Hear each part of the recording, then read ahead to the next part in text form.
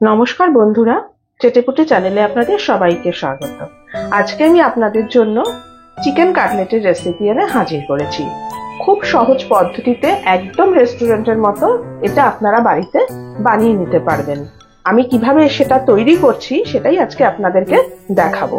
চটজলদি হয়ে যাবে, দেখবেন বিশেষ কিছু ঝামেলাও পোহাতে হবে না। এই চিকেন কাটলেট তৈরি করার জন্য আমি এখানে 250 গ্রাম চিকেন কিমা নিয়েছি। এখানে রয়েছে 3টে স্লাইস ব্রেড।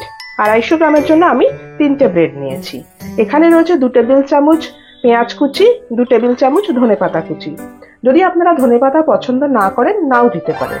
আর এখানে রয়েছে আদা, রসুন আর 4টে কাঁচা লঙ্কা আমি একসাথে বেটে রেখেছি, যেখান থেকে আমি 2 টেবিল চামচ এখানে অ্যাড করব। এছাড়া রয়েছে ময়দা, এটাকে আমি কোট করার জন্য রেখেছি ময়দা, আর একটা ডিম আমি একটু নুন আর গোলমরিচ দিয়ে গুলে রেখেছি ডিপ করার জন্য।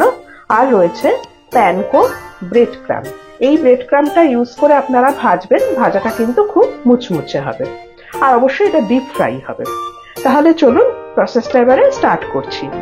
দেখুন, প্রথমে আমি এই ব্রেড স্লাইস যেটা, এটা আদা রসুন এই পেস্টটা আর এই চিকেনটা আরো একবার আমি মিক্সিতে একটু ঘুরিয়ে আনছি ভালো করে। এটা জল ছাড়া করবেন, এটার মধ্যে যত ড্রাই হবে জিনিসটা কিন্তু বেশি ভালো হবে। এটা করে নিয়ে আমি ফেরত আসছি। দেখুন, আমি মিক্সিতে এটা পেস্ট করে নিয়ে এসেছি। এটা কিন্তু খুব টাইট হবে, জল যেন একদম না থাকে। এবারে আমি এখানে দিয়ে দিচ্ছি স্বাদ মতো নুন। আপনারা চাইলে এখানে একটু গোলমরিচও অ্যাড করতে পারেন। আর দিয়ে দিচ্ছি এই পেঁয়াজ কুচি আর ধনেপাতা কুচিটা। এবারে আমি এটাকে হাতের সাহায্যে ভালো করে মিশিয়ে নিচ্ছি। দেখুন কিরকম শুকনো হয়েছে। এবারে আমি এখানে কাটলেট তৈরি করব। আপনারা সাইজটা আপনাদের পছন্দ মতো দেবেন, বড়ও করতে পারেন, মিডিয়ামও করতে পারেন। মিডিয়াম করলে এটা থেকে 4 পিস হয়ে যাবে। আর যদি একদম বড় ডায়মন্ড শেপ যেরকম হয় কাটলেট আর কি, দোকানে যেরকম বড় বড় পাওয়া যায়, তাহলে কিন্তু 3টে হবে। দেখুন, আমার এই চিকেনটা থেকে 4টে এরকম হয়েছে। এবার এটাকে আমি কাটলেটের আকারে রেডি করছি। দেখুন, প্রথমে আমি এই হাতের সাহায্যে এটাকে একটু এরকম ওভাল টাইপের একটু ফ্ল্যাট করে নিয়েছি।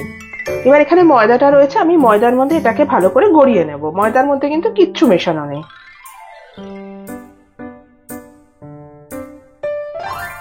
ময়দার বদলে আপনারা কিন্তু কর্নফ্লাওয়ারও দিতে পারেন, তবে বাড়িতে সবসময় তো ময়দাটা থাকে, সেক্ষেত্রে ময়দাটাই ভালো। একটা হয়ে গেল। এভাবে আমি সবগুলো করে নিচ্ছি। দেখুন, আমি 4টে কাটলেটকে এভাবে ময়দা মাখিয়ে রেখে দিয়েছি। এবারে আমি এটাকে ডিমের মধ্যে আমি ডিপ করব, করে ব্রেড ক্রাম্ব মাখিয়ে ভালো করে আমি 8 ঘন্টা এটাকে ফ্রিজে রেখে দেবো। তারপরে এটাকে আমি কিন্তু বেশি তেলে ডিপ ফ্রাই করব। এই যে আমি ডিমটাকে গুলে রেখেছি শুধু নুন আর গোলমরিচ দিয়ে, এটা কিন্তু একটাই ডিম রয়েছে, একটা ডিমেই 4টে আমার হয়ে যাবে। তাহলে চলুন এবারে আমি ডিমের মধ্যে এটাকে ভালো করে চুবিয়ে আমি ব্রেড ক্রাম্ব লাগিয়ে নিচ্ছি। দেখুন, আমি ডিমের মধ্যে এটাকে ভালো করে আমি চুবিয়ে নিচ্ছি খুব ভালো করে। এবারে আমি ব্রেড ক্রাম্ব এর মধ্যে দিয়ে দিলাম ভালো করে। এবারে আমি ব্রেড ক্রাম্ব মাখিয়ে নিচ্ছি। ব্রেড ক্রাম্ব হলে বেশি মুচমুচে হয়। বাই চান্স যদি আপনাদের কাছে না থাকে, সেক্ষেত্রে আপনারা কিন্তু বিস্কুটের গুঁড়ো দিয়েও এটা করতে পারবেন। ভালো করে চেপে চেপে এটাকে আমি করে নিচ্ছি। একটা হয়ে গেল আমার। এভাবে আমি বাকি 3টে করে আমি তারপরে এটাকে কাটলেটের শেপ দিয়ে আপনাদের দেখাবো। দেখুন, আমি একদম ব্রেড ক্রাম্ব লাগিয়ে নিয়ে এসেছি। এবারে আমি এটাকে একটা ডায়মন্ড শেপ দিয়ে দিচ্ছি। শেপটা আপনারা যদি এরকম রাখতে চান এরকমও রাখতে পারেন, শেপটা আপনারা আপনাদের পছন্দ মতো দিয়ে দেবেন। এক্ষেত্রে একটা ছুরির সাহায্যে বা চামচের যে পেছন থাকে সেটা দিয়েও করতে পারেন। আমি একটা ছুরি দিয়ে আগে আপনাদেরকে করে দেখাচ্ছি।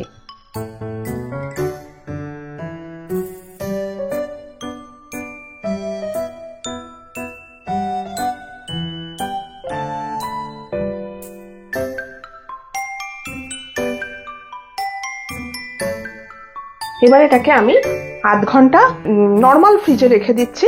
তারপরে এনে এটাকে আমি ভাজবো। তাতে কি হয়, এই ব্রেড ক্রাম্ব যেগুলো থাকে ভালো করে সেট হয়ে যায় এবং ভাজাটা খুব মুচমুচে হয়। যে কোনো জিনিসই এরকম, লুচিও যদি আপনারা লেচি করে এরকম ফ্রিজে রেখে দেন তারপরে এনে ভাজেন, খুব ভালো হয়।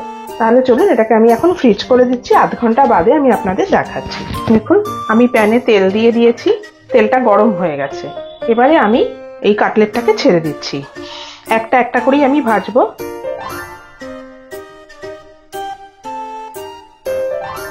এটা কিন্তু লো ফ্লেমে ভাজা যাবে না, একটা পিঠ হয়ে গেলে তবেই কিন্তু অন্য পিঠটা উল্টাবেন।